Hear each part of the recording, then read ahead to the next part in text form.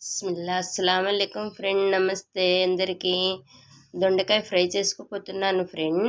దొండకాయలు, ఆయిల్, తాలింపు గింజలు, పెద్దుల్లిపాయలు, పచ్చిమిరకాయలు, కరివేపాకు, పసుపు, పెసరపప్పు ఫ్రై చేసి పెట్టుకొని పౌడర్ చేసుకున్న పెసరపప్పు పౌడర్, కొత్తిమీర, సాల్ట్, కారం, ఎల్లుల్లి, జీలకర్ర. చూడండి అన్న, దొండకాయలు ఇలా ఎగుతున్నాయి. ఇలా మన దొండకాయలు ఎగిపోయింది కదా, దీనిలో కొంచెం పల్లీలు వేసుకుందాము.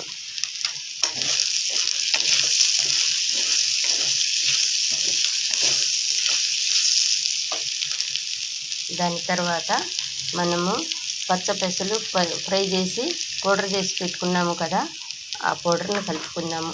చాలా టేస్ట్ వచ్చింది. దానికి బదులు మనకు హెల్త్కు చాలా బెనిఫిట్ ఉంటుంది. పచ్చపెసల్లో చాలా ప్రోటీన్ ఉంటుంది. చూడండి నాన్న, ఇప్పుడు మనం రైస్లో కలుపుకోవడానికి కూడా చాలా బాగుంటుంది. అవును కదా.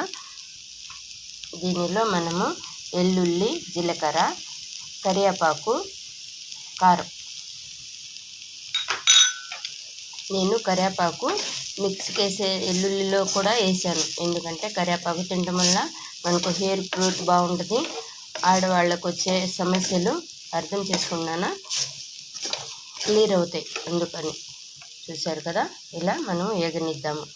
దొండకాయలు అలా ఫ్రై అయినాయి కదా నాన్న, ఇప్పుడు మనము కొత్తిమీర చల్లుకుందాము.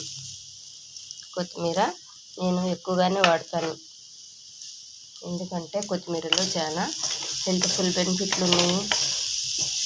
ఒక 20 రూపాయలు ఒక కట్ట దొరుకుతుంది మనకు. తెచ్చుకొని స్టోర్ చేసి పెట్టుకొని ఇలా చక్కగా వాడుకుందాము. చూడండి నాన్న, మనకు దొండకాయ ఫ్రై రెడీ కదా. ఇది సాంబార్లో వాడుకోవచ్చు, రసంలో వాడుకోవచ్చు, పోతే మామూలుగా రైస్లో కూడా వాడుకోవచ్చు. అవును కదా నాన్న. థ్యాంక్ యూ ఫర్ వాచింగ్ నాన్న. షేర్ చేయండి, లైక్ చేయండి, సబ్స్క్రైబ్ చేయండి నాన్న.